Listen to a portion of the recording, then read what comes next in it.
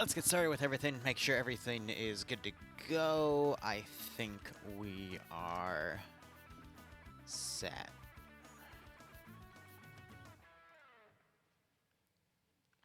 Okay. And immediately put prediction up as well because the first round is now 10 minutes. And let me go ahead and make sure I'm set up with everything here. All right, cool. So, we're back for Friday Night Fights. We'll be covering rounds 1 and 2 today. I don't see Dream. Hope he's okay. Probably busy with something IRL. Blue 4 are going to be defending 2 terminal sites in Altus. Op 4 going to be spawning to the south and having a few vehicles to charge in. We have a big custom area right here, so we'll just have to see what that turns into when we actually get pushed in. We also have a bunch of buildings off to the side, so I think it's implied Op 4 should try to do a flank around and then move building to building over here, or they can go on the coast and use the trees to try to come around on that side. But I think building to building might be a bit better, especially for developing marksman flanks. We also have some greenery around some of these little hilltops here. That could also be utilized to provide some cover from across, but I'd imagine Op 4 is either going to do that or that. Maybe we'll see Command get up here so they can have a long-range overwatch, but that is, you know, roughly a kilometer away, so we'll have to see how things go with that.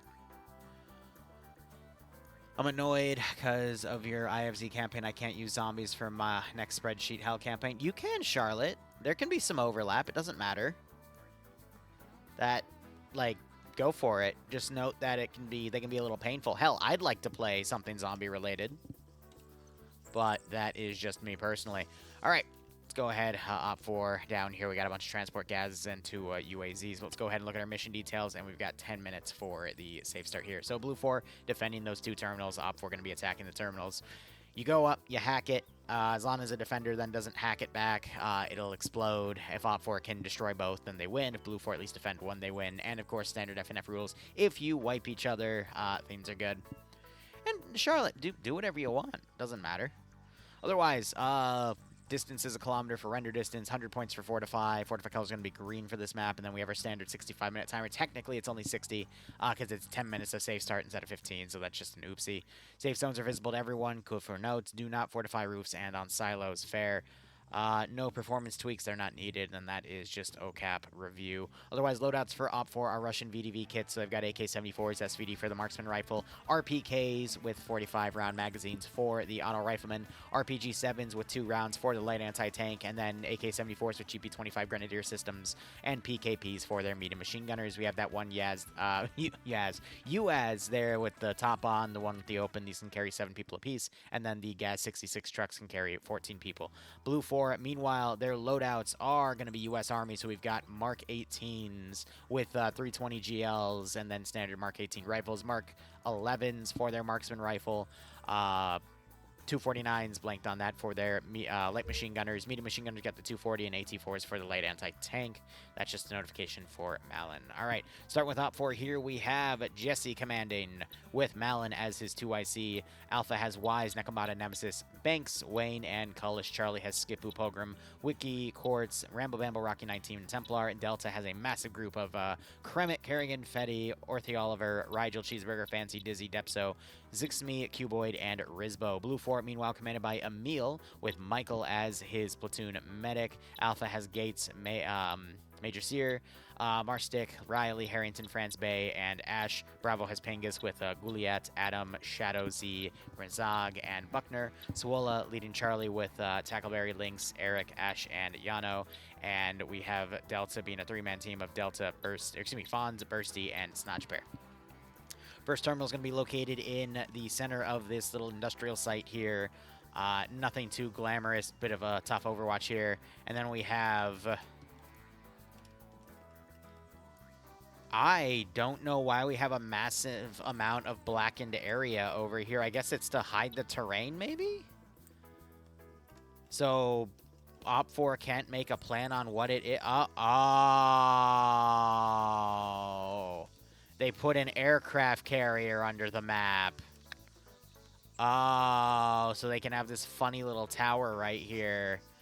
I don't know if they can build ramps up to that. I mean, that's a really cool set piece, don't get me wrong. But yeah, per FNF rules with the map shading, that's the top of the bridge of the aircraft carrier. That's kind of funny, creative, don't get me wrong, but the other terminal is right under it, but it helps block out the map so Op4 don't know the terrain features of this part, which that's a really interesting concept for PvP to kind of block out the map terrain like that. But hey, it's doable.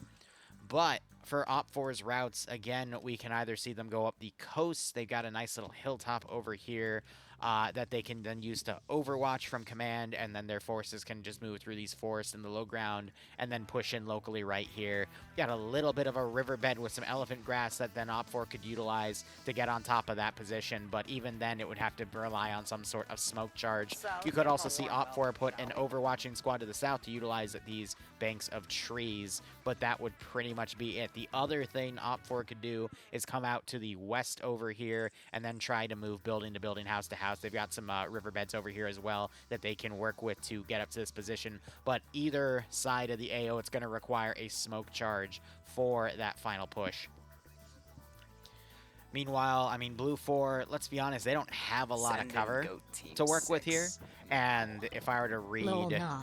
That's just the auto-building marking system trying to mark the aircraft carrier under the map. That's what I figured. It's particularly on purpose. That's what I figured, but do not fortify on roofs and silos. So I think that means they also can't fortify the top of this building. They also can't fortify the silos. So Blue 4 is kind of stuck in a really shitty position here where they can't do a lot of fortifications on the top of the building itself. Which means they have to make single-story positions. Maybe they can fortify the top of some of these other areas here, but that's going to be tough. Because they lack any sort of decent overwatch capability, and that's going to allow for Op4 to just move in a bit closer, so that's a big oof. But Mountain, thanks to the 83-month resub, buddy. Yeah, I figured it was an aircraft carrier. I just found it funny that, you know, it also blackens part of the map, so there's like that added little side thing, but... not like FNF make that well-detailed plans on assaults. Anyway, they'll play it by ear and leave it to the squads, you know. But nonetheless, buddy, thanks for the 83-month resub. Hope you keep enjoying the operations. Hope you get a nice kick out of this scenario. We'll see what Op4 decides to do. I mean, it's just going to be a mountain of vehicles, and they'll move left or right. Op4 was just given a UAZ Dishka. That's kind of a death trap, because Blue 4 marksmen are just going to pick his head off or shoot him in the dick a few times. You know? Oh, there's a number difference. 10, 11, 12, 13, 14, 15, 16, 17, 18, 19, 20, 21, 22. So 27 Op4 to 1, 2, 3, 4, 5, 6, 7, 8, 9, 10. 16, 17, 18, 19, 20. 26. I mean, it's 5%. It's only going to be like 2 or 3 people. So it's... But don't tell them that. So you're just trying to make it a little harder for Op4. I do see they're going to make a bit of an internal perimeter with these fortifications here. I mean, at least they can lock the terminal down a little bit with some fortifications, but damn. Like, without any second story overwatches to really lock things down... because there's practically no cover on this rooftop. I mean, you could potentially see some people get into these and then use these little sheet metal pieces of cover, but I'm pretty sure they have bullet pen. They'd have to use these silos. But, God, that's open, you know?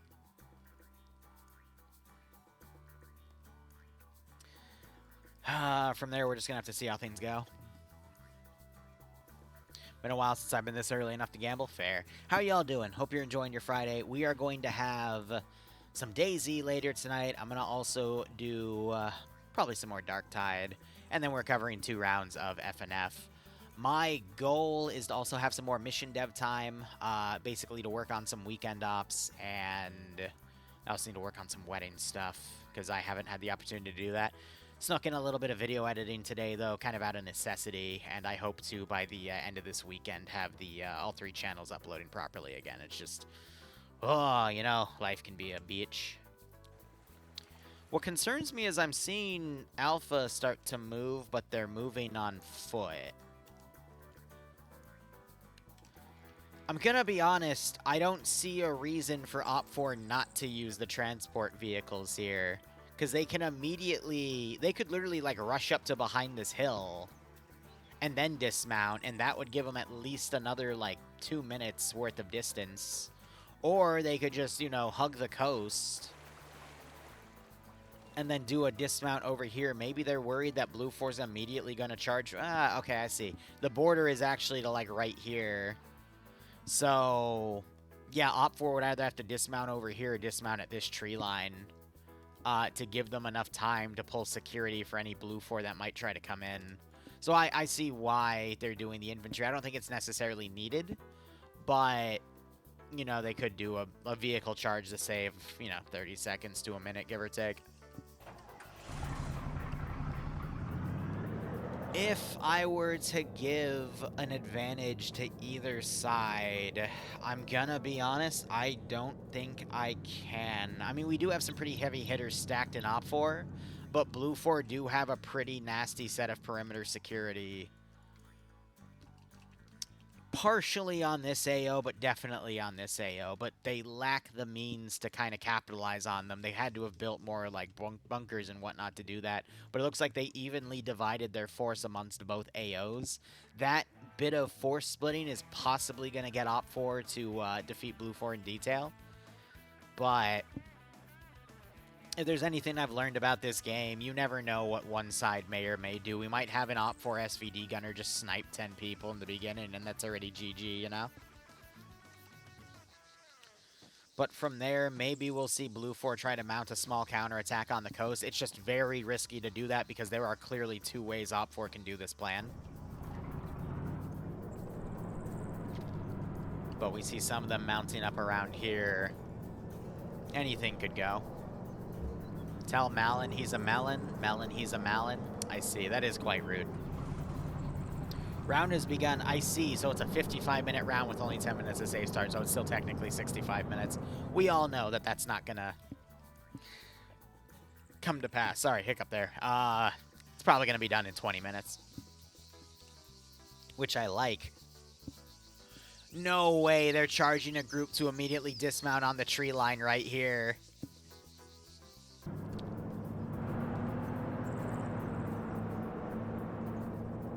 What is Jesse planning? Is he dividing his force among 3 different assault vectors? So an Overwatch point, 1 squad on the coast, and then the other squad attacking left? So he's dividing his forces even more than Blue 4. So think in terms of math. Both sides have one. You have a 50% and a 50% here for, you know, force split. Op 4 is dividing them on 3, so it's 33%, 33%, and 33%. Ah, no, bro.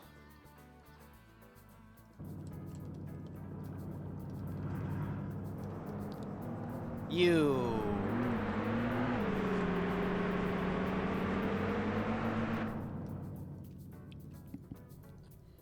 Maybe he's thinking, because Alpha's actually heading right up to this hill, maybe he's thinking Alpha has Overwatch here. But if we have 2 squads playing Overwatch and 1 squad assaulting, we're just going to witness Overwatch fallacy in real time.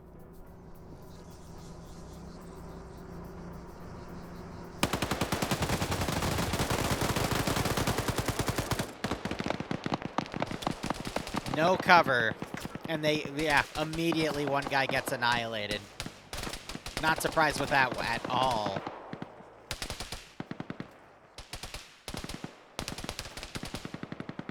Oh, Bates actually woke up from that, though. Lucky him.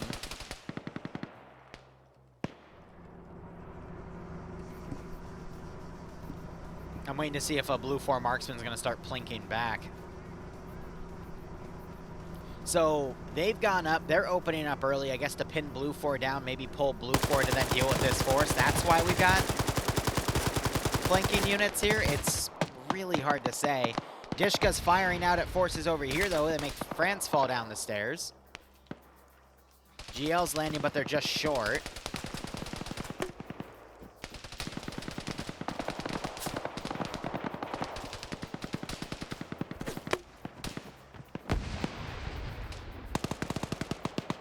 They're putting Hunt IR up so they can see the size of the force right here.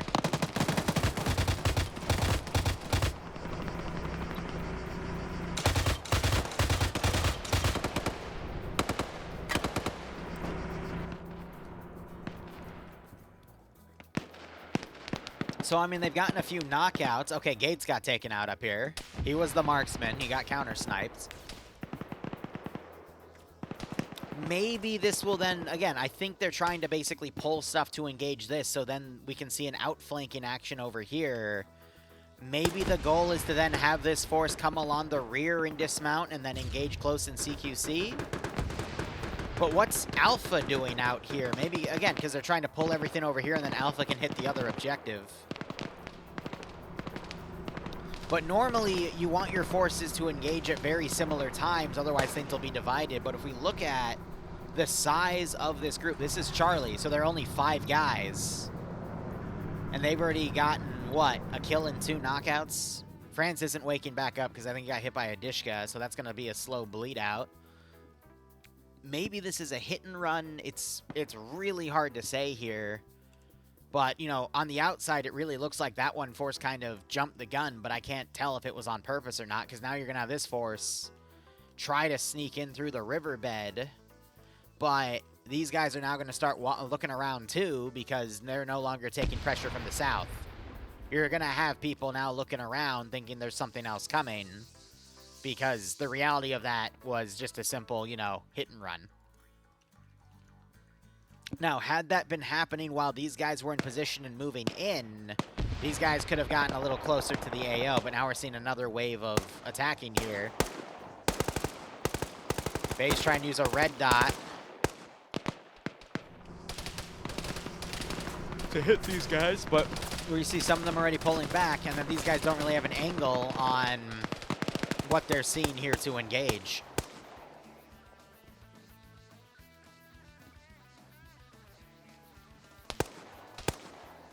So the reality of what we're about to see is just a two-pronged attack on the flanks with one force trying to pin as many units as possible. It's just going to create this as a separate assault, and then, you know, this as the new assault flank, but then these guys aren't going to be able to move into support.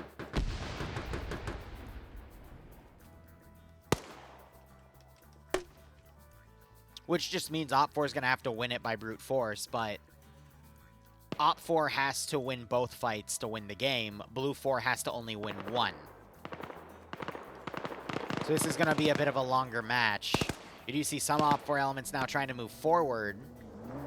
So it shows that they're trying to put pressure on here to, again, keep these guys pinned and all of them looking in this direction.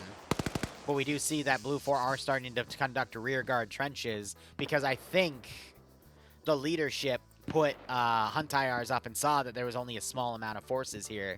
And they know they're fighting at least 20-ish, you know, 25-ish guys. So where's the rest of the force? I think they know this is a distraction at this point.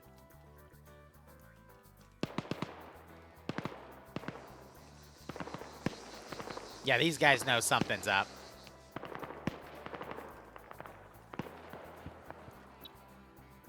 Cuboid got shot. So we already see Blue 4 now engaging these guys, too.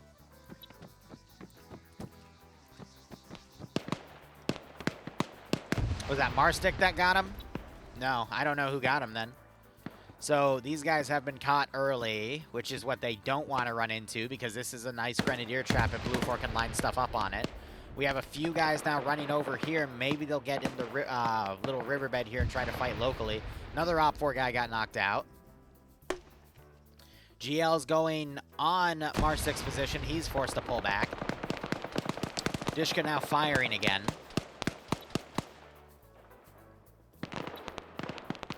We still have just Gates dead for Blue 4, though. You're about to have this next attack open up. The only criticism I have is if Jesse, instead of trying to hit both AOs at once, hit one at a time, and either opened up another flank on this AO by potentially pushing his vehicle, some of his vehicles over here for Alpha, and then trying to drive in to dismount in the riverbed over here. It's really hard to see the low ground right here, but that could have been another option, but I'll also admit it's hard to tell that from the map exclusively. You can see these guys developed on the riverbed. Now they're going to potentially start moving up and try to set up ambushes. Then a few guys running into this position. France bleeds out. AT was just fired. I didn't hear it detonate, so I'm assuming it missed. Hella missed. So I assume it was one of these guys trying to hit into one of the buildings, but it completely whiffed.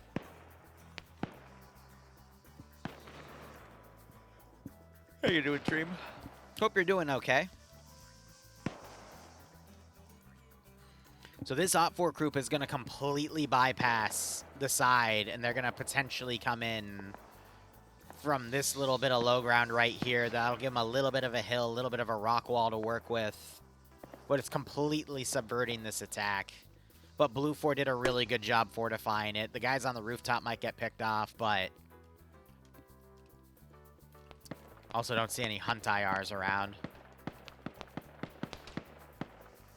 Got some shooting on the guys back here from Op 4.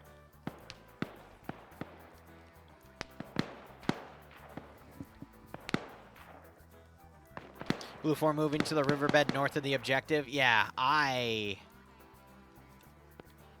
thought they would then start moving in the riverbed, but I think they're trying to set up an ambush, knowing that Op 4 is going to take the riverbed in. I just don't understand why we have other Blue 4 elements back here as well. Now these guys are turning to engage Charlie. Like, if I don't know. I can't really explain it. You're fine, Dream.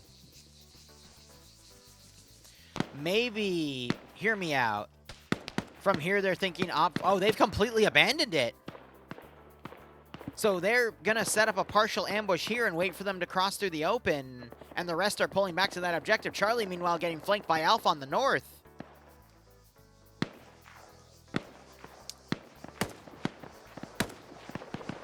Did Lolo just hear him? Because he immediately went guns up and looked to his left. Yep.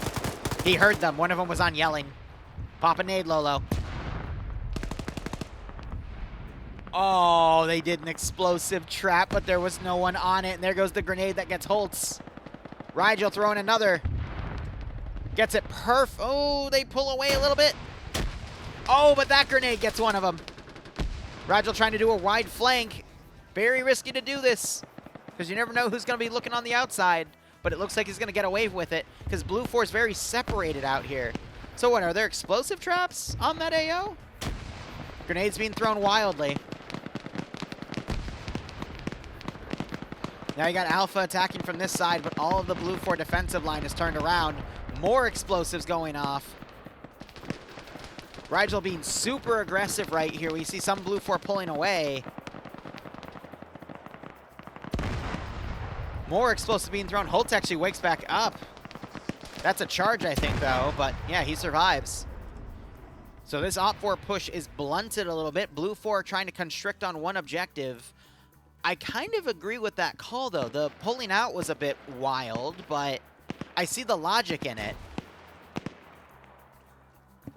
And then we still have a Blue 4 straggler here and there that's harassing Op 4 and pulling their attention away. So this is a lot of good small unit tactics here. Another explosive just went off. That knocked Holtz out. Depso moving up. You see now some of Op 4 Charlie trying to suppress the guys pulling away, but this reinforcement is going to help prevent the Alpha attack from working. Then the question becomes, is the remaining element here enough to then push out the remaining Blue 4? So very well-made plans here and good reaction on Blue 4's side to Op 4 strategy. But let's look at the skull count. We see a few more on Blue 4 than Op 4, but it could go either way. We do see some pickoffs, though, as they're being shot in the back. Another knockout over here on Marstek. But Op 4 do seem very separated at the moment. Blue 4 might be able to capitalize on that. I also think it's due to Blue 4 just lacking enough defensive positions to properly overlap on the attackers here. Whiplash gets taken out by Swollen Jono.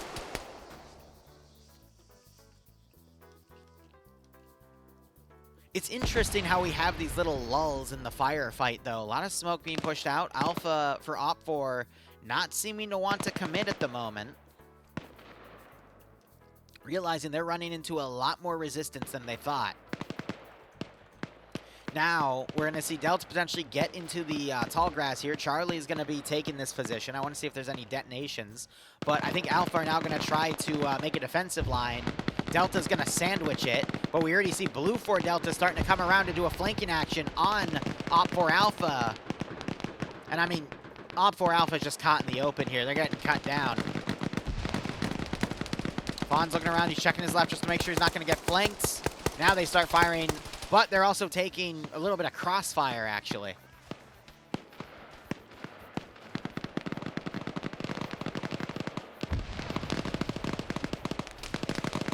And slowly, Alpha's getting cut down here. We need to see more of Delta getting up here to try to flank the rear of any Blue 4 caught in the open, but most of them have now consolidated in this position. Wayne gets knocked out. Nemesis is about to get shot Hillary Clinton style by Fonz or Bursty here. But I do notice these two are playing very defensively. Bursty's going to spot him. His weapon sways way too high, though. Fonz comes up, gets the knockout. Wayne wakes up, but he might be too stuck on medical to do anything to react. That grenade's going to potentially double tap Rose a little far. Gets him.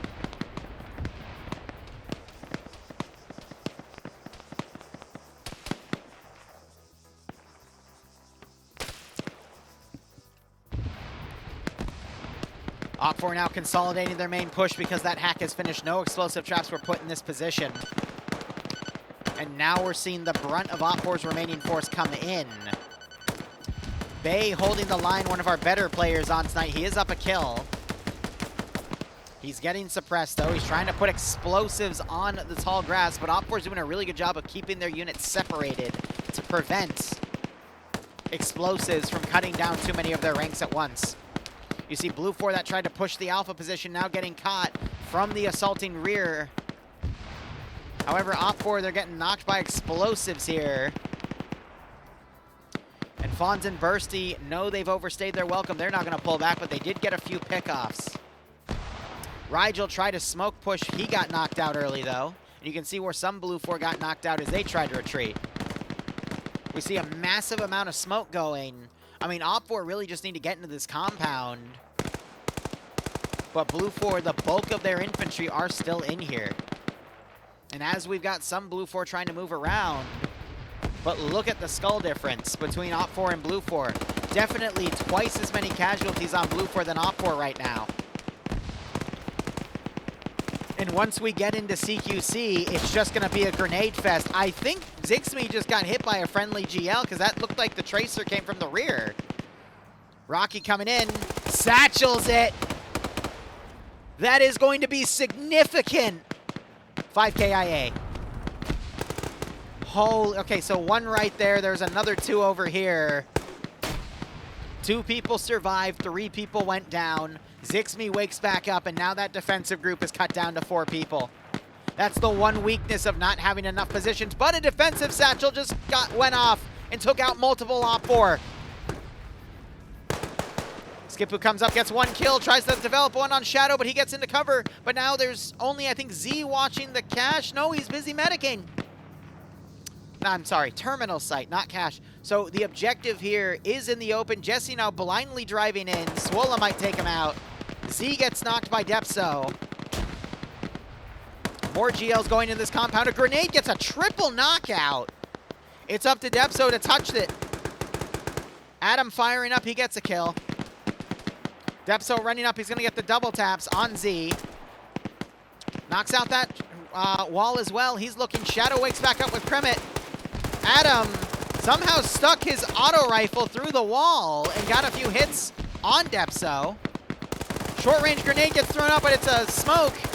And Depso gets the headshot knockout. Skipu up, doesn't see Shadow through the bush. Depso comes in, gets the shot on the back of the head. It's over. Cheeseburger just cleaned up Bay on the south. Ash is the only one up that's close enough. Depso getting his double taps. That guy was lagging.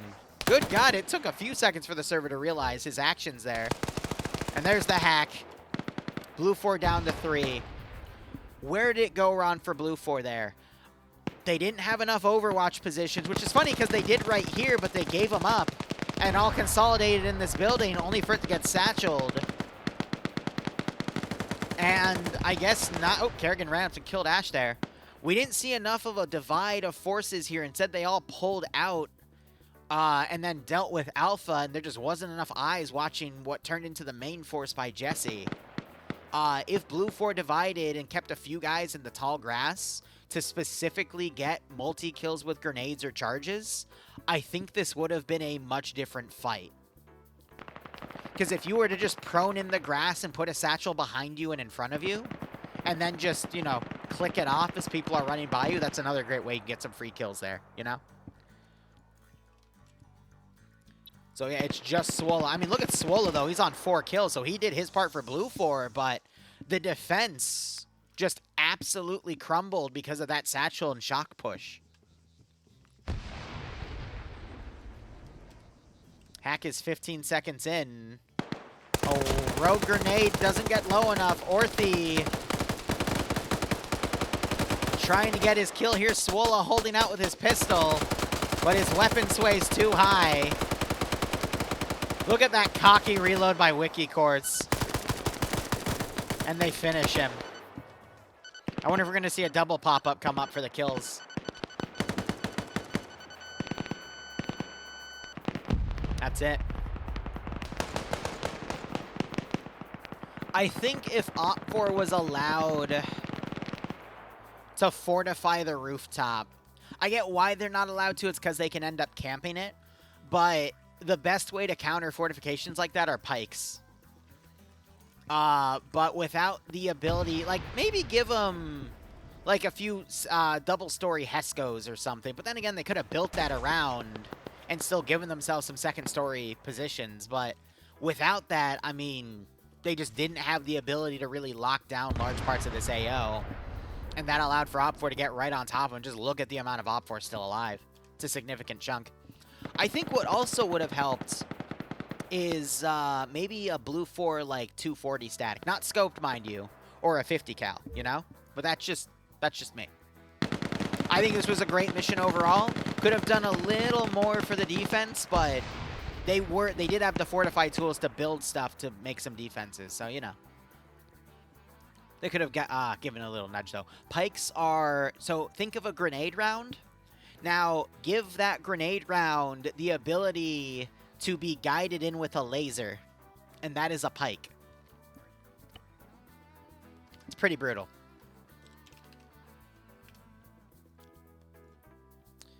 Alright, that is a solid Op4 victory there. What ended up happening was, with that force divide, Blue 4 pulled a bunch of forces back to try to consolidate to eliminate Alpha, but when they pushed forces out to deal with Alpha, that also weakened some of their defense. And then the other half of Op4's force just came in and swept from behind. So, not what I was expecting. Because we saw Blue 4 being aggressive with Alpha, but because Alpha, instead of immediately getting engaged to open themselves up to being sweeps, they did that massive fish hook around and attack from the north, and that gave Op4 enough time to consolidate on the other objective and to assault. I think if that wasn't well-timed enough, that would have been completely different. Alpha for Op4 would have been wiped, and then Blue 4 would have been able to turn all their forces around with those hill overwatch positions and then smack the shit out of Op4 as they pushed in. So it was the timing of the attacks. I don't know if it was intentional or not, but it worked out for Op4. Timing is incredibly important when it comes to this stuff, you know? But, you know, good enough there. I think that was pretty commendable. 12-minute save start for this one. But let's go ahead and have a look. We're covering round 2 as well. And let's have a look at our notes here for the mission. 2 sectors and a terminal. Where is attacking 2...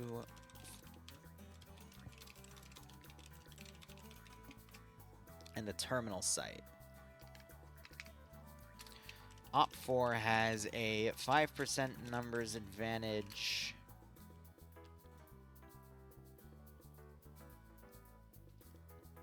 You know, or for the previous round, because this just came to me, Op4 didn't need that Dishka. Even if the numbers were even, the Dishka got a few early kills and knockouts that turned into kills that also shifted a slight number difference. But at the same time, I think it was marginal. I don't think the Dishko would have changed anything, but giving Op4 that heavy machine gun capability. Op4 use it the right way, by the way, of either... You can either use it as a, you know, driving around harassing vehicle, or you can stick it at the edge of somewhere and just, you know, at maximum range of the enemy marksman and just, like, machine gun their positions. And it worked. He got multiple knockouts that few resulted in kills. Just my 2 cents. Op4 have a BTR-80 Alpha, a BMP-3, and multiple transports. Okay. BTR-80A, a BMP-3, and transport, while Blue 4 has 1117,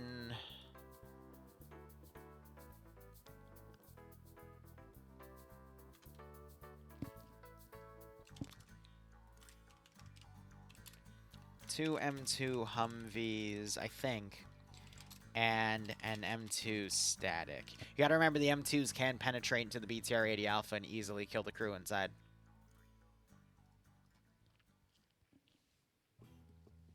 There we go.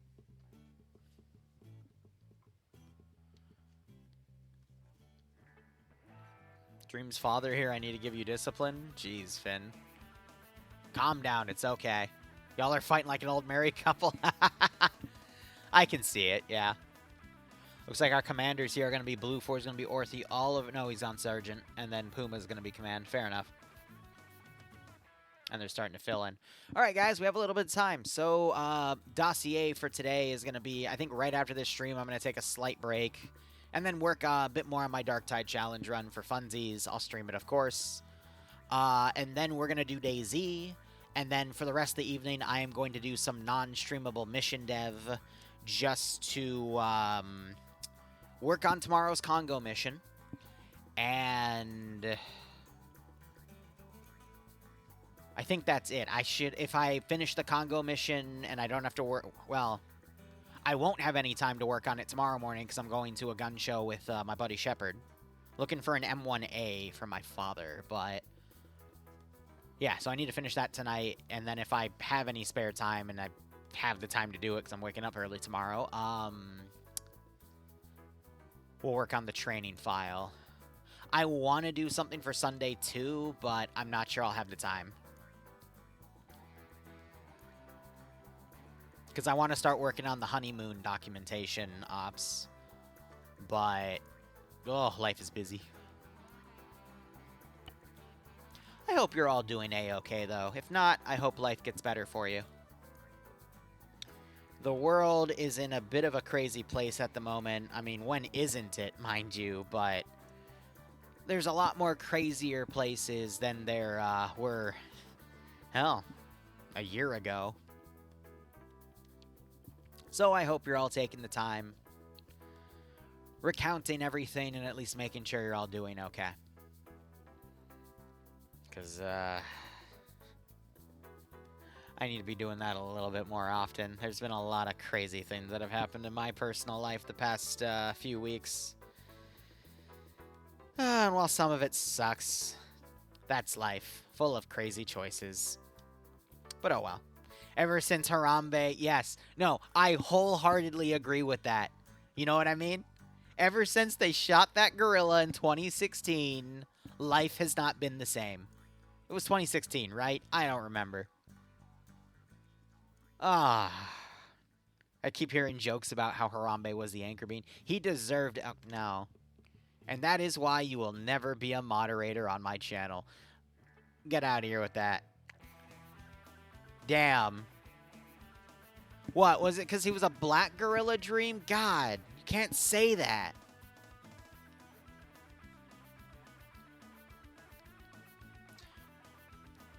When are they going to run out of Fridays? Good question, Whale. Since every week has a Friday, probably not anytime soon. Don, if you want, you can untime out Dream. I just wanted to stand up for my dear friend Harambe there.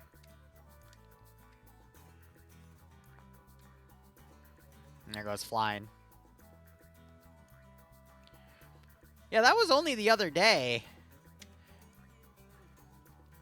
Dream just went into FNF TeamSpeak and poked me saying that guy deserved it and then left TeamSpeak. Don, don't untimeout him.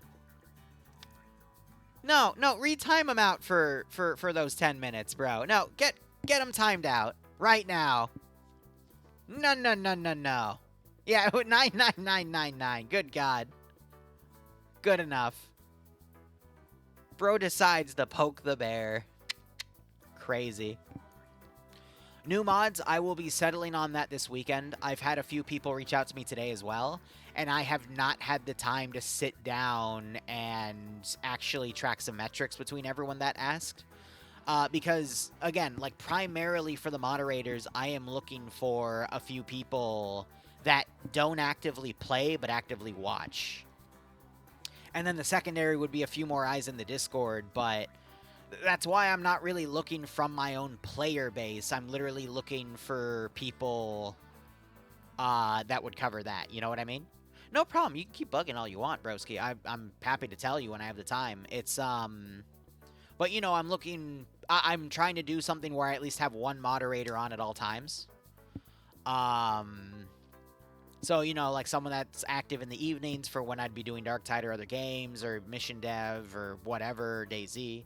And then other moderators for, you know, when I'm actually playing ops from people that, you know, don't have that time slot, but, you know, they might be at work and, you know, throw it up on another monitor. All right. Don, I appreciate you so much. And then Dream's now spam poking me saying Dream for mod 2025. Do you need more shooters? If you're talking about FNF always needs more players. You can always type exclamation point FNF and join. If you're talking about for my campaign, I am also always looking for more players for most of what I do. Like the Congo campaign could always use more people. So I can get it done quicker. Pog can always use more bodies for that insanity. I'll admit, though, Infection Zone, I think we're capped. But if you ever want to join that, type exclamation point Discord. Realistically, I am more than happy to take anyone that's mature and not an annoying piece of shit. Yeah, well, I appreciate it nonetheless, Don.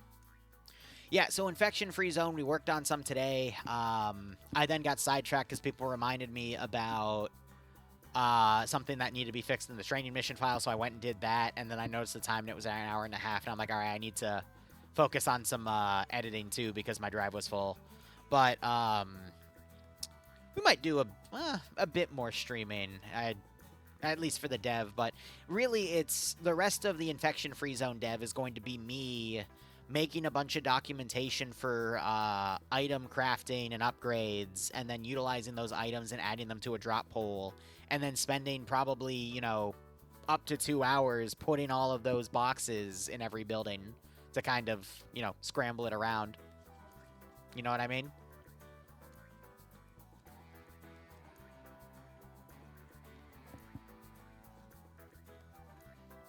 And then, don't tell the players yet, but I'm removing alternate running and advanced movement, or enhanced movement. I'm going to nerf the shit out of their mobility, and I'm going to make the zombies a threat. Boo. That's the reaction I want. The caveat, though, is I'm not going to have those sprinter zombies. I'm going to keep them as shamblers. So if you know, double or triple time, if you have, you know, happen to find binos, you'll be good. But I want mobility to be a key thing here. Unlimited stamina? No. So, you know, work with your team. All right, let's go ahead and cover our dev here. So, Blue 4 are going to be defending 2 sectors and a terminal site. Op 4 are going to be attacking those positions. Nothing on the log there. Missed that. All right, briefing. For the render distance, it's going to be 1.5 kilometers. Fortified points are going to be 100. Color green, your standard 65-minute match. But it's a 12-minute safe start timer. Notes here, increased hacking time for the terminal is 120. The sector is a 3-minute timer. And Op 4 zone is hidden. Mission rules: don't build on the top of buildings or taller buildings than existing buildings. Only exception is 1 layer of sandbags, which I wish the previous round had. It really did need sandbags for that building.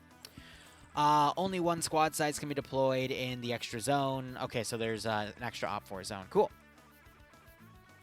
Otherwise, looking at the sets here, Blue 4 are Polish. All right, so we've got ACRs, modernized SVDSs, mini-me's. I always blank out on that. A longer-barreled version of the ACR. It looks like that's going to be for their standard riflemen because they already have the SVD. AT4s for their light anti-tank. MG3s for their medium machine gunners. Carl Gustav for their medium anti-tank team. And then MP5s for their crew. They have 2 quad bikes, a static 50 cal standing with 400 rounds, 2 M2 Humvees, and then a 1117, but the GMG is replaced with an autocannon. Meanwhile, loadouts for Op4 are Russian Cossack kits, so AK-74s, SVDs for the marksman, RPKs for the light anti-tank. Excuse me, light machine gunner, RPG-7s with 2 rounds for the light anti-tank. Oops. GP-25s for the AK-74, PKPs for the medium machine gunners, RPG-32s for the medium anti-tank, and then PP-2000s for the crew. They got 4 quad bikes. Probably these quad bikes are going to be in that side zone we saw earlier where it's up to 8 people. 2 Kamaz transports, which can carry up to 17 people total. A BMP-3 with its AP rounds and a PKT. 1 Gaz with 9 people that can fit inside. BTR-80 Alpha with an autocannon and the PKT, and then a transport UAZ. Looking at our sides here, we're over Op4, so let's have a look at them.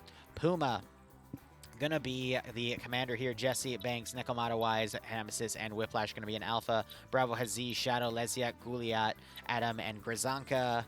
In Bravo, Charlie has Riley, Major Kerr, France, Gates, Bay, Michael, and Holtz. Mike has Yanni leading Iander, Cullis, and Wayne. Iander taking the medium anti-tank. Who would have guessed? Yanni being the team leader and Cullis and Wayne being the assistant. So this team has 6 rockets total, 2 on Iander, 2 on Cullis, 2 on Wayne. Marstic and Emil taking the BTR-80 Alpha. BMP-3 has Harrington, Buckner, and Ash. Otherwise, for Blue 4, we have Orthy Oliver. Commanding for Blue 4 here. He's got Ash leading Alpha with Yano, Fancy Swola, Tackleberry, and Eric. Delta has Kremet, Fetty, Cheeseburger, Cuboid, Rigel, Depso, Rizbo, Lolo, Zixby, and Kerrigan. Foxtrot has Pogrom, Lynx, Skipu, and Rambo Bambo Rocky 19. Wicked Courts leading Mike team, with Templar as the AT gunner, Grushovsky as a single assistant. So the team has 4 rockets total, 2 on Templar, 2 on Grushovsky. And then Fonz and Snodgepair are taking the 1117.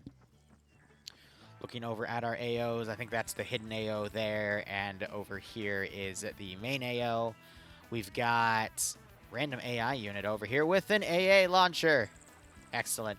That's probably Malin to RC it and then talk to Blue 4. But Blue 4's objectives here, we have a sector, which is this line of buildings with the prison variant of the command building here with the offices on those 2 stories. We have another sector over here, which appears to be this radar installation. And then the terminal is in this vehicle hangar tucked away in the corner. AO is trees. It is a fuck ton of trees, which really hampers the ability for the defenders to defend because there's no open areas to lock down. There's multiple bridges, and there's this big forested area down to the south. I'm gonna level with you. It's very predictable to see, at least to make an educated guess of where Op4 are more than likely gonna spawn. But Blue 4 do not have the manpower to watch all 3 bridges and then send a detachment to cover this choke point down here and that choke point down there. So Blue 4 is kind of forced to be on the defensive. I think this is going to be an easy Op4 victory.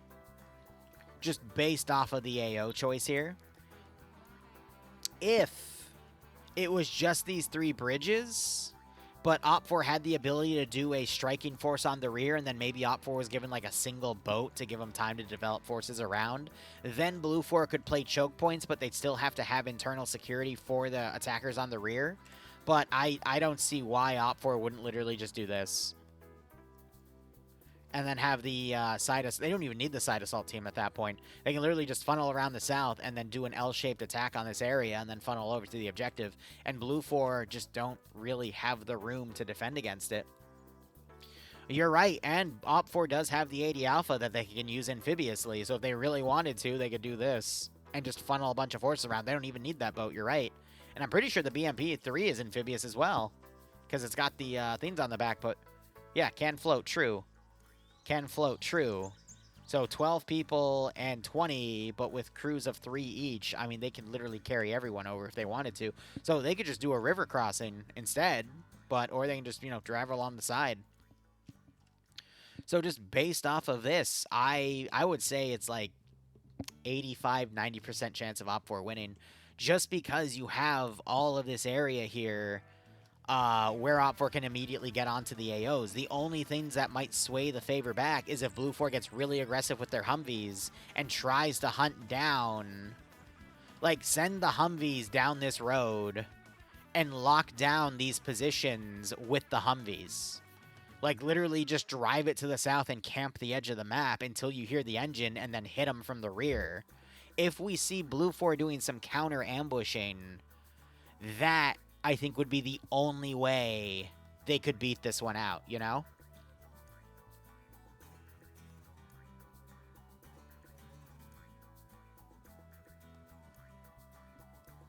Now again, Blue 4 doesn't know where Op 4 spawned.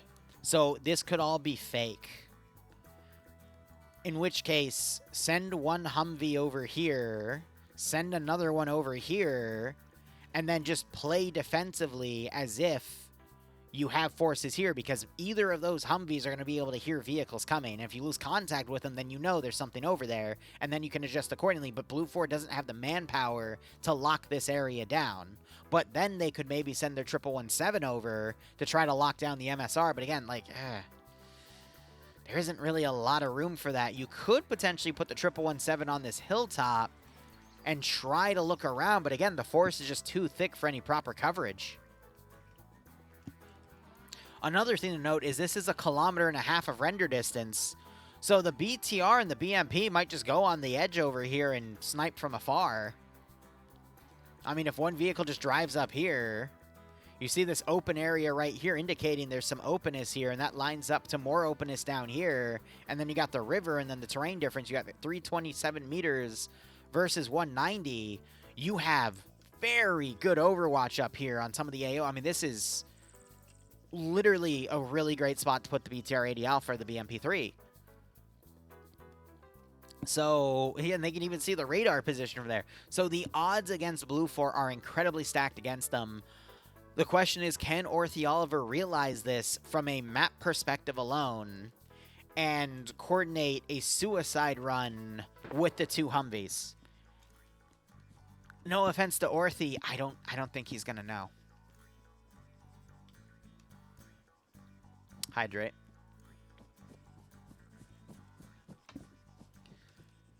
So yeah, 9 out of 10 times this is going to be an Op 4 victory. The 1 out of 10 time is going to be if Op 4 does something incredibly stupid. Or Blue 4 not only picks the right strategy, but it works out for him. Thankfully, he's not fighting someone crazy like Depso. I shit you not, Depso would literally put everyone on the vehicles and do the amphibious crossing. He would come up and do a crazy strategy like that. Puma is a bit more orthodox with his decision making.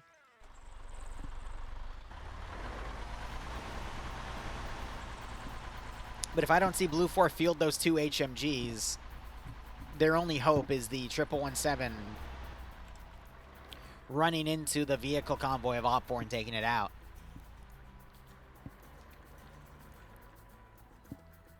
But again, it would have to be 2 Humvees push out, that 1117 stays to watch the bridges just in case there's a crazy rush. And then you watch the north and south, and then you just have infantry watch your rear, and it would just be a kind of wait and see. But yeah, that's all I can really say. Oh, they've got AT and HE rounds for the RPG-32. That's disgusting. Does Blue 4 have HE rounds? I hope. Because Op 4 already has a pretty deadly balance here. And it is important to note, yes, Op 4 is splitting up. But I think that's because this is the MAT team. So the infantry are going to push down south with the BTR. So the BTR is going to cover the infantry crossing down here. The BMP is going to go up here and be an overwatch tool because it has a better magnified optic than the BTR-80 Alpha to get the zoom into this area. That's exactly why they're putting it up there. So the BTR is going to be more of a close support weapon because it lacks that zooming capability. BMP-3 has that magnified autocannon to work with, though, here. Blue 4, I'm going to be honest, play defensive. Like, it sucks, but maybe CQC this with people and just, you know, kind of hug the inside because you can't satchel this building. The sector, this is a lost cause because the BMP-3 is going to detonate the shit out of it.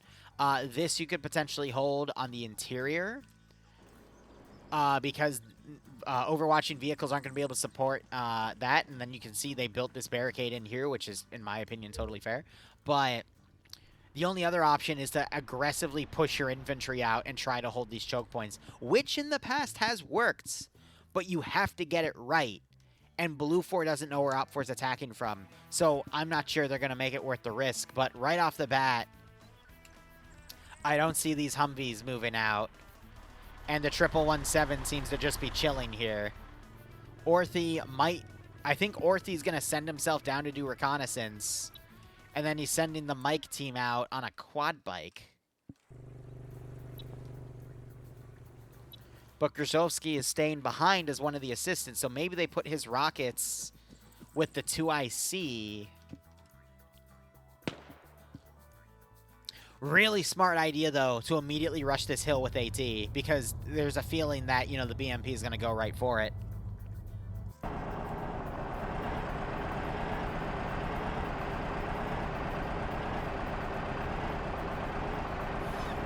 Look, they got debugged out! They're all going to die!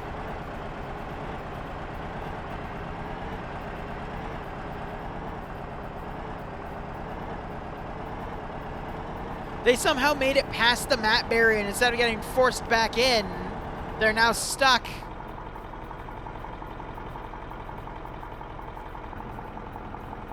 It's trying to move them.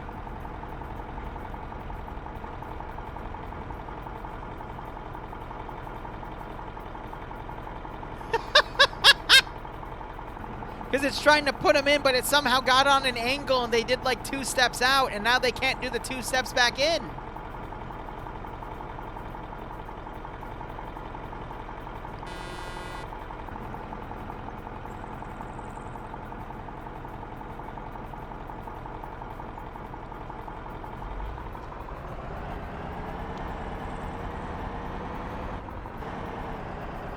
I hate to say it, the best thing they could do is probably dismount and then run back to the border and then have a Zeus move the vehicle in.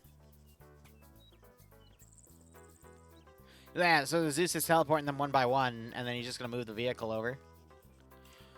Orthy doesn't go for the choke point. He instead goes for holding this open area so he can also see the ridge. 1117 now moving to the choke point, but we already see Op 4 moving through that position. BMP is holding because it doesn't want to start assaulting until it gets in position, but the Moz team's waiting for it. I'm seeing some very good counters here. And then we've got the Moz trying to find an overwatch position of where the vehicles are going to be. 1117, if it came down this road a minute earlier, it would have caught these vehicles out of position. But now you got Op 4 cutting their engines. No, he's going to try to go up to that overwatch point I pointed out earlier, but it's too late. I don't know what that delay in push out was, but I think this is GG.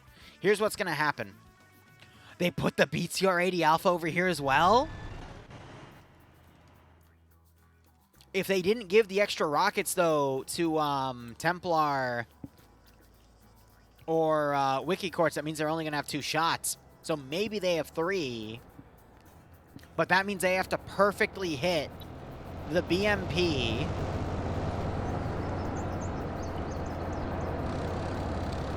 You see its engine back here.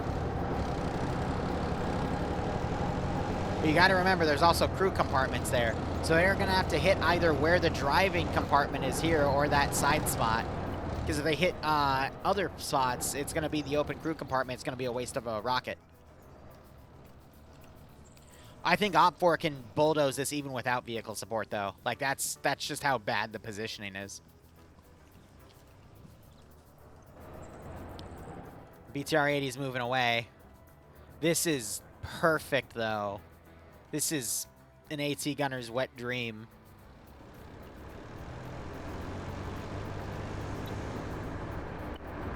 And the crazy part is they're never going to see it coming.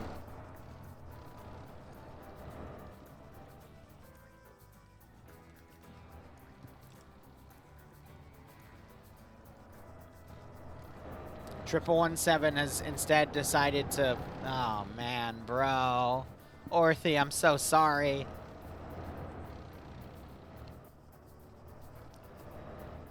This means there's room for the Triple 17 to fight the infantry down there, but that thing is lightly armored, so an RPG will kill it.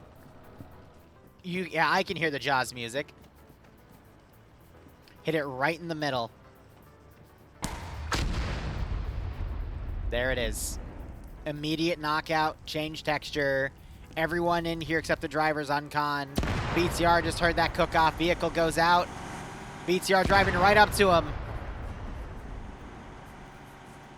Immediately pushes away. Put that weapon on your back, run around, get behind this building, and deliver a flank. Because he's going to... Oh, he's going to get away. Buckner survives. Blue 4, I think they're trying to get on the rock to get an overwatch on it. The BTR immediately opened up. Where's your quad bike? Track the machine gun fire.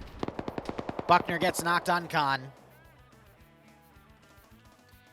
At least, though, Orthy might be able to see these forces coming, though, or at least hear them.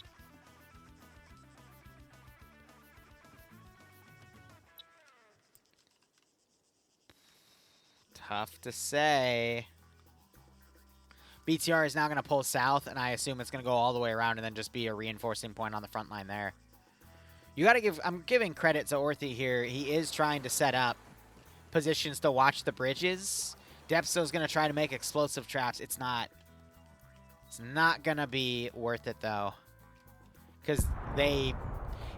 This is what bugs me. They know that there's an Op 4 force over here because they're setting up all these defensive lines to watch, but they've completely overlooked this.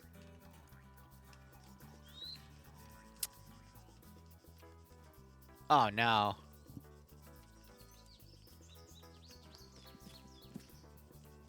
Oh, and his leg's up slightly.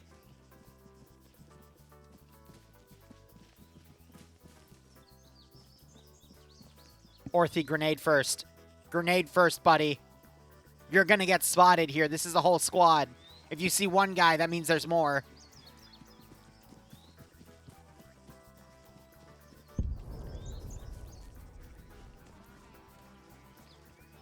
Just barely at an angle not to be seen. They're gonna know you're here because the quad bike, dude. The tree saved him. Someone's gonna look. The grass is saving him. The tree is saving. Bro is the luckiest motherfucker.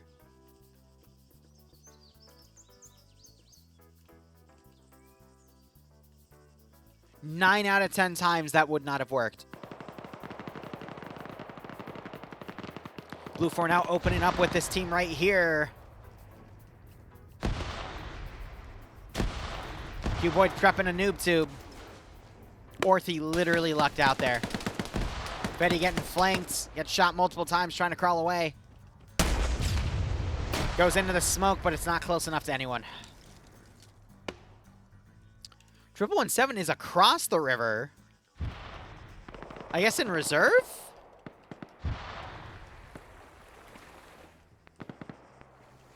Trying to look for where that explosive was placed. I don't see it.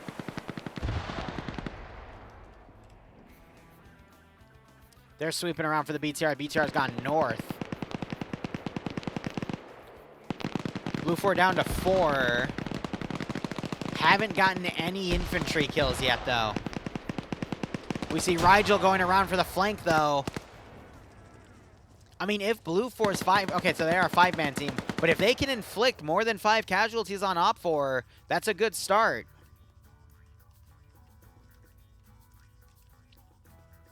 He's definitely lost. Might accidentally run into their force, though. Surprised Shadow didn't get headshotted there. It looked like there was a headshot or two. Fetty gets knocked out, and a rogue grenade. I think he fell off, and then a rogue grenade took him out. Rigel, meanwhile, is fighting Puma. Satchel goes off in the center, but the rock eats most of it. Rigel gets a kill, and I think Depso got a kill. So Rigel's on 2. Rigel might have just crossfired and killed the other guy, too, because Depso didn't get the kill there. So that was Op4 command killed by, okay, by Rigel. But Op4, I mean, it's simple. Just now hit the objectives from the sides. Matt team heading in.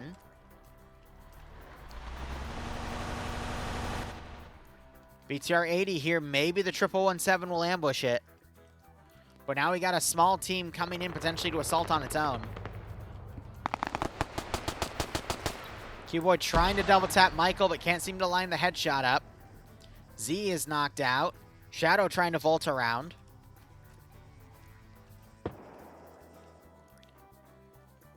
Auto cannon shot was just fired.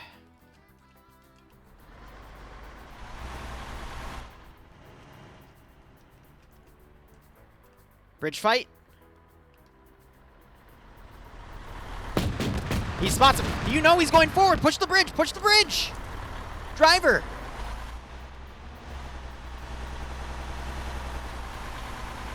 You're going to have a nice angle right there if he follows the road. Push closer to the bridge. You freaking degenerate.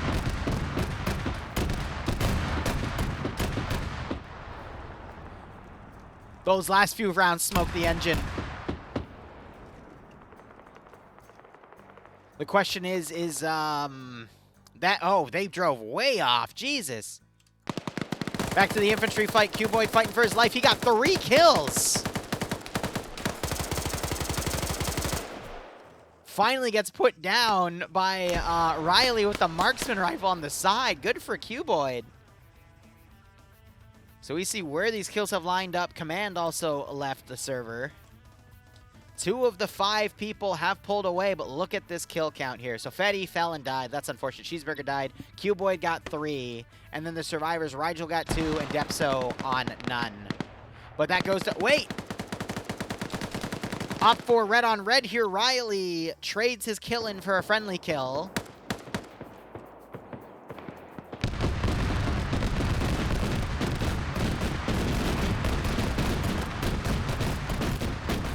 Gun disabled on the 117.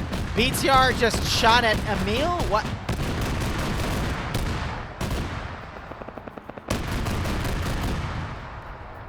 What the fuck?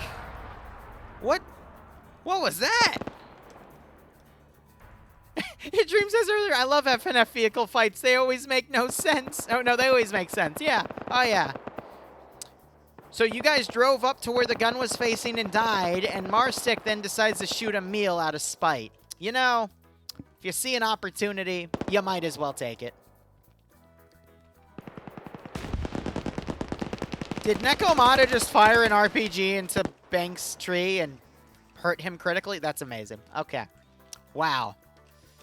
Blue 4, unironically, might now have that 1 out of 10 time. Orthy coming in. We've got Holtz on reserve on his own back here. Is he driving the... What? No, he's in the... What? Okay.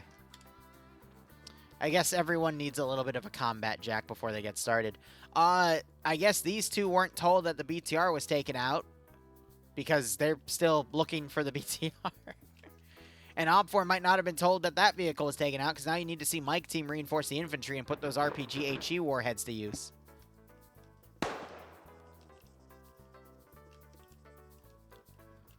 Op4's casualty count compared to Blue 4's, though, Op4 has double. So if Blue 4 continues that trend, they might actually beat Op4 out, but Blue 4's very sparsed out here.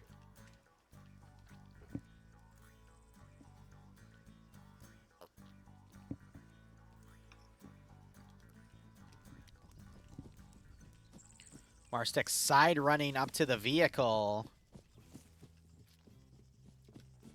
And I think he just realized that he tapped. You're looting him? He's alive, you asshole! Damn, if only he had a way to call for a medic so he could, like, stabilize and then save his buddy and then they could repair the vehicle and still work. Yeah, shoot his ass. Shoot his ass.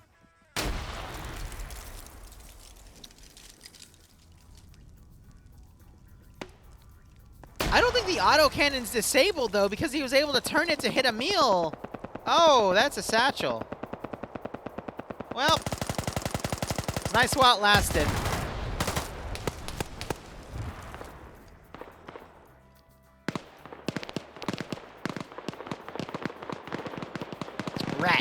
Rat. Yeah, right? The ratting never escapes the Congo. Everyone's a part of it. Did Holtz come in at the perfect time to spot?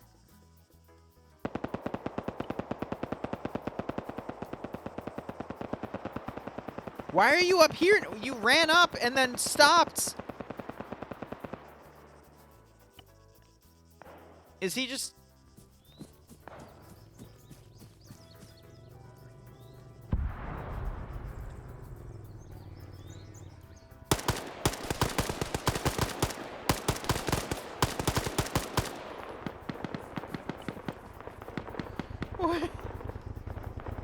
What the fuck? Oh, the GL, but then the martyrdom! The martyrdom! Oh! Oh my god! The map is Mehland. Let me prove it to you. Only one map has the capability of having something so based. There you go.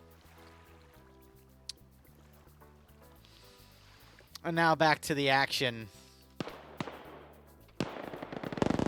Charlie now assaulting, but Lolo's brought a 50 cal car up to stall these guys. Dream, what the hell?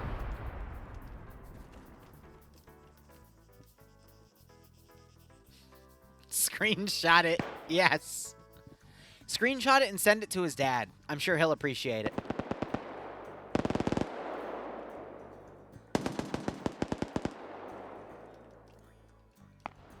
I mean, Blue 4's garrison is still spread out. I mean, Op 4 kind of coping here, but they might. Not if they do 2 separate attacks, though. And really spread their forces out. Then it's just a slog. All right, these guys have to have been told that the BTR got taken out. And that they can return. They still have their binos out.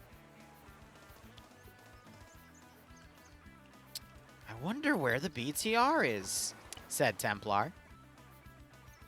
It could be anywhere.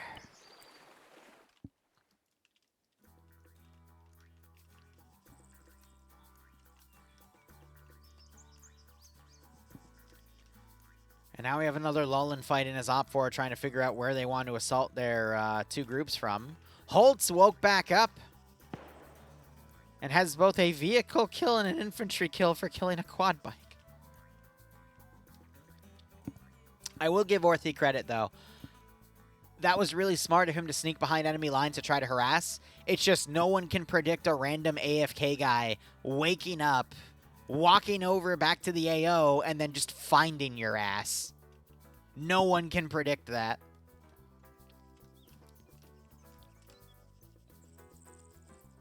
All right, these guys are pulling back. I think they're trying to coordinate a pincer on at least the southern objective so they don't overextend.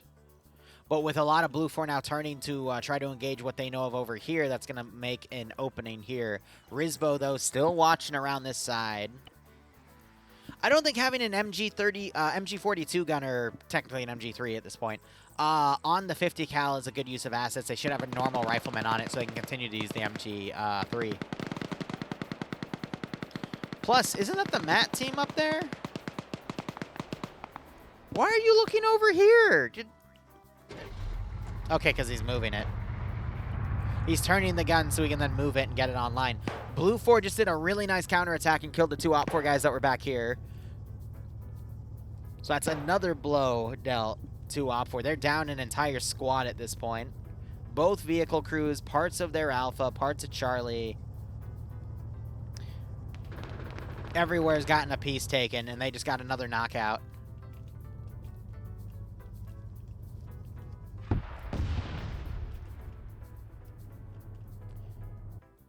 You did not. There we go. Did Iander just miss 2 in a row? Both of those were RPG-32 launches. He missed 2 in a row, Iander, no! You're better than this! He even forgot to reload! The vehicle pulls into the opening between 2 trees, and then away. Oh my god.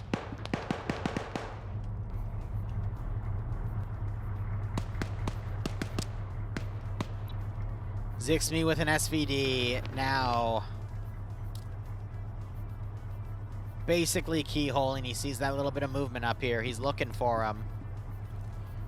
But they're just outside of his range. But he knows they're there. Meanwhile, Op4 down to 3 people on this side. France went into this building. He's looking around. Shuts the door. RPG comes in. Takes out one of those vehicles. Rizbo now coming around. Zixme now trying to return fire. Can't line up a headshot. Rigel and Lolo pushing France. France gets a kill.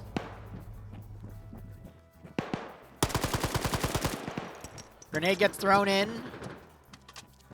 About to say, France better not run around to the other side and get blown up by that grenade. That'd be pretty funny. Rizbo keyholing and getting multiple kills. There goes Yanni. There goes Iander. Rizbo gets sniped out of the vehicle, though, but he got 2. Now it's up to Zixme to hold, but now Op4 is going to come to him. It's like Kerrigan and Lolo pushed and finally got France. At the cost of Kerrigan getting hit a little bit. Holtz sees that door close. There's an open window right there. Grenade it. His GL's out of ammo. That would have gotten Kerrigan. But Kerrigan stops. And Holtz gets the kill on him. Another GL goes in, and he gets the kill on the other guy. Great work by Holtz. He was AFK, but now he's coming back to clutch it. Oh, no! He vaulted. Zixme shot him through 2 fucking windows. And just 3-tapped his ass. When I said Zixme can keyhole, yes, he can very well keyhole.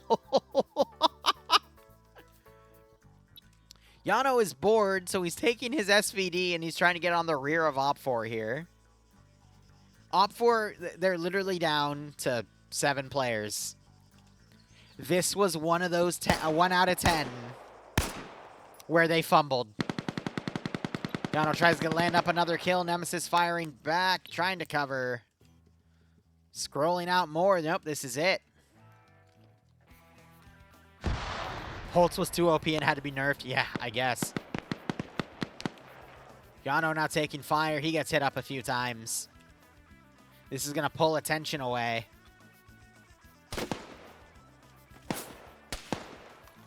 Jesse trying to get him through the tree. The bullets get lightly getting dodged around because of the branch.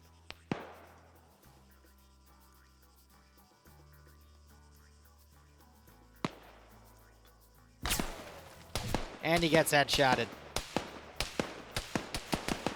Only a knockout, though, but I think that was enough.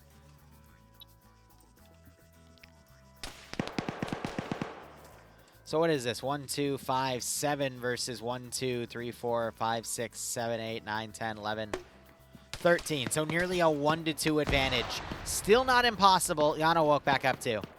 Still not impossible, but unlikely.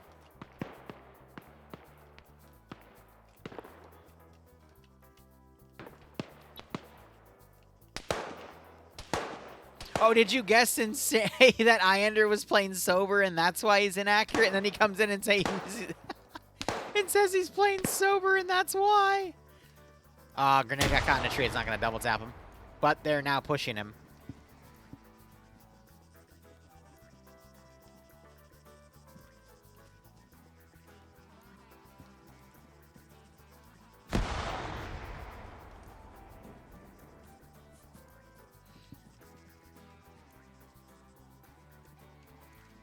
I mean, every kill does count here, but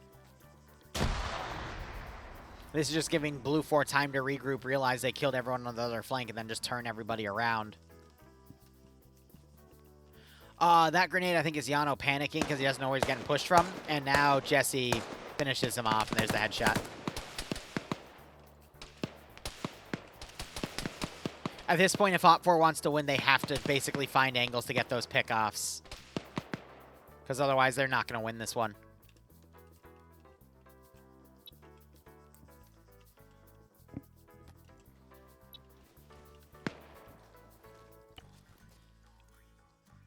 And Zixmi's just going to continue to watch this angle.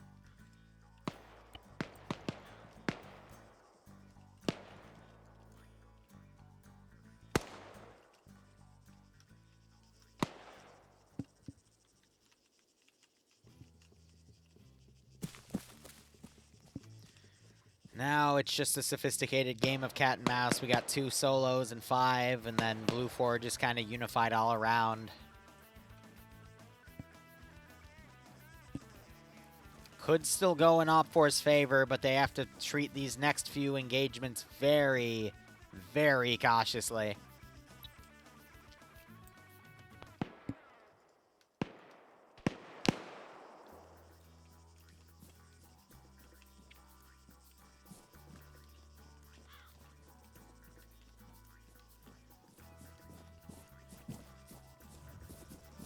But at the same time, what can Op4 do? We're halfway through the round. We're almost at the 25-minute mark.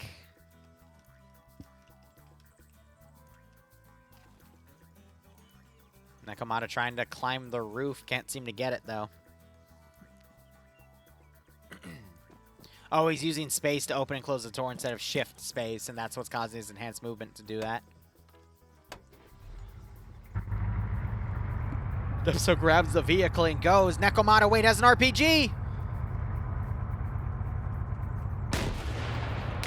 And Dubso juked him!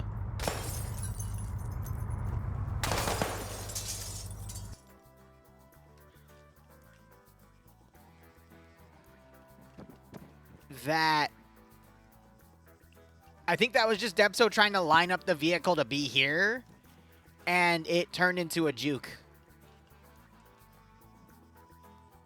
I'm surprised Nakamata got out of there alive. He had 2 people shooting at him. Zixmi gets headshotted, but a Maz round comes in and knocks Banks out. Knockout trade.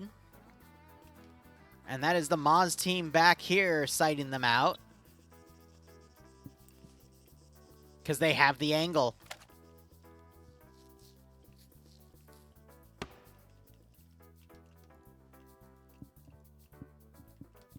I think that was a Hunt IR.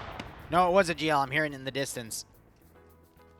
They're trying to double tap Banks' body with GLs. That's why. And they get it. Op4 down to 6. Zixmi wakes back up. It is not going well for Op4.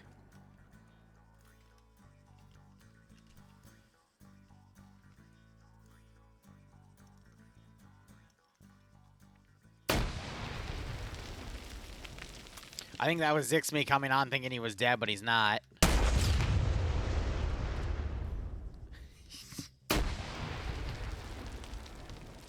That was fucking disrespectful.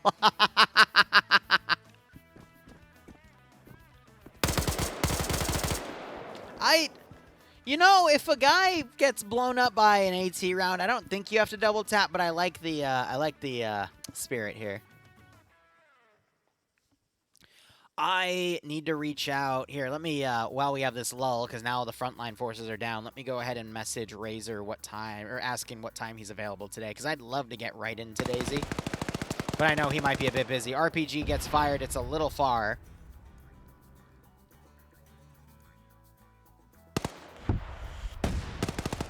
Oh, and then an HE RPG comes in and kills the guy on the rooftop. Beautiful shot.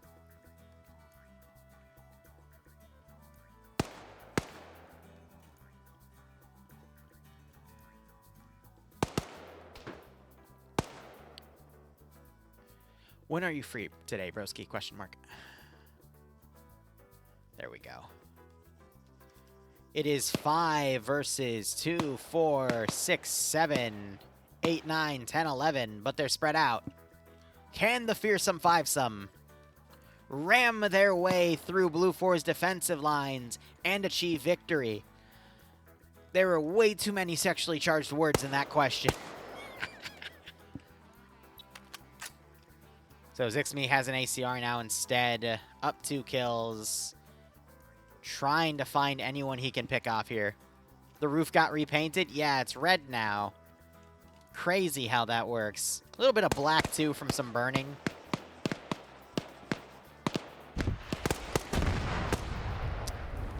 They cook off the building and get another kill by destroying the vehicle.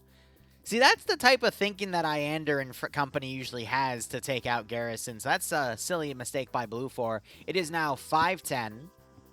Blue 4 spread out, Op 4 all together. 2-to-1 ratio, but they might be able to still pull it off. Zixme bails from the roof, thinking his building's next. Not a bad call.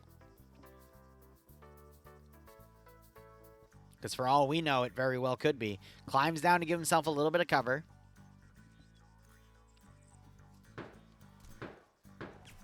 Oh, he gets shot in the back of the head.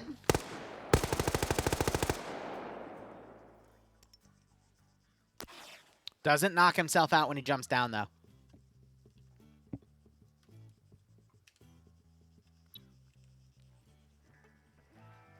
He's the only one defending this sector. Everyone else is off doing their own thing. This is going to be a long round.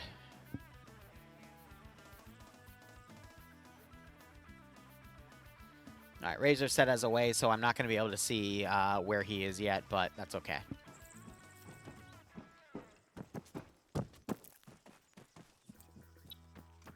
Good shooting by Jesse.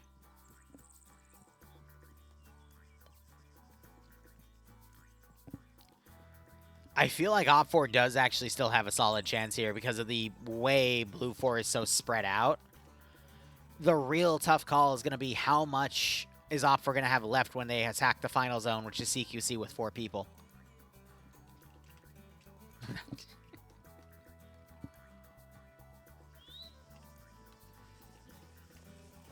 Chat, you crack me up.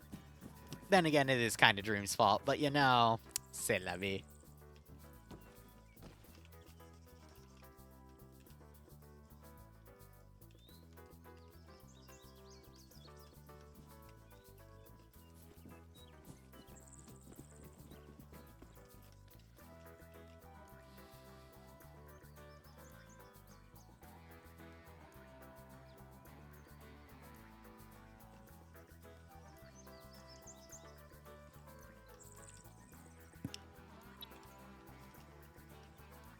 Yeah, Jesse is looking for him. Zixme, meanwhile, back here. I think he's checking bodies, doing some medical. He did find a mini-me. The question is he going to find a marksman to put that range scope on the mini-me? Oh, no, they have PSOs, which are not compatible with mini-me's.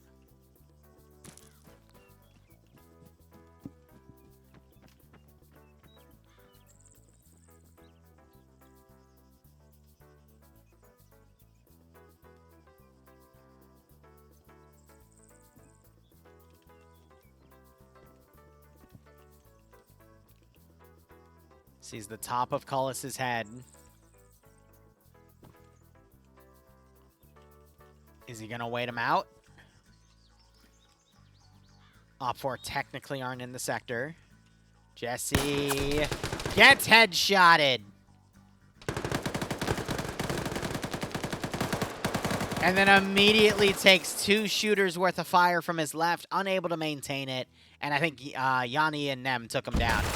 RPG's now going in to try to double tap. I don't think it works. We need to see these 2 Blue 4 guys come up and flank.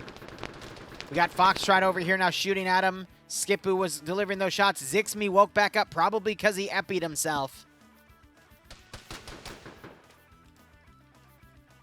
Jesse also wakes up, though. He's about to get flanked. Gets knocked out again. I think that's Cullis trying to open up. He goes prone. Wiki Court's definitely out of GL, otherwise he would have opened up with that. Cole is trying to call away. Nemesis doing his best to cover. Wiki Court's still moving around. Disrespects. Dished out by Templar. And it's another noob tube kill. God damn. And Op4 is down to 3. Jesse wakes back up a second time. Probably doing the same type of medical Zixme is to make sure they keep waking up. Sector technically being captured here. Zixme staying on the edge outside doing some medical so he's not pushed on that side of the building. He's focusing purely on survival. Jesse taking some shots as he comes in. Still doesn't get pain knocked. Definitely on a mix of morphine and epi right now. Immediately bandaging. GL goes out. And I think that just killed the other Op4 guy that was here.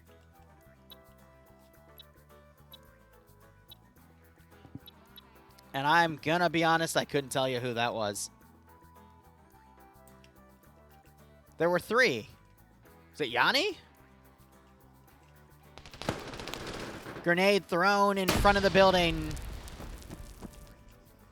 Zixme trying to line it up. Second grenade goes out, bounces wide. Jesse's stuck, has no choice but the prone, and the grenade gets him.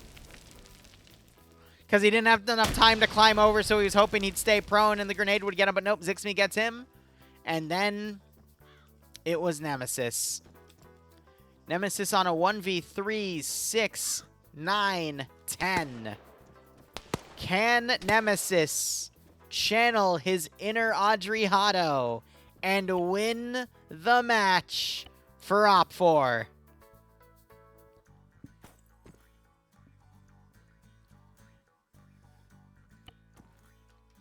He's got 16 minutes to either kill 10 people or do 3 objectives. This is it. This is Nemesis's magnum opus. He is up a kill. He has grenades left. We can see from that inventory marker. Can he do it, chat? Everyone is going to be cheering for him. He's looking at every single window, trying to get any pick off he can at this point.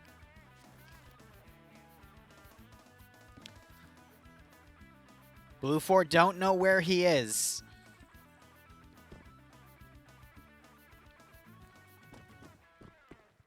This could go either way.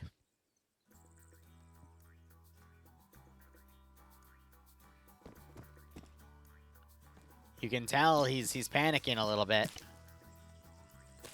He's slowed down, he's turtling. He went on a rooftop.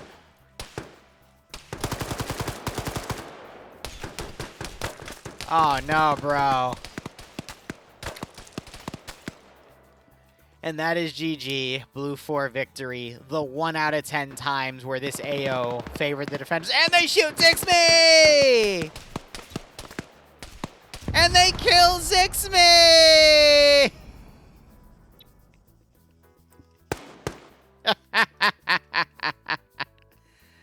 God damn it. All right.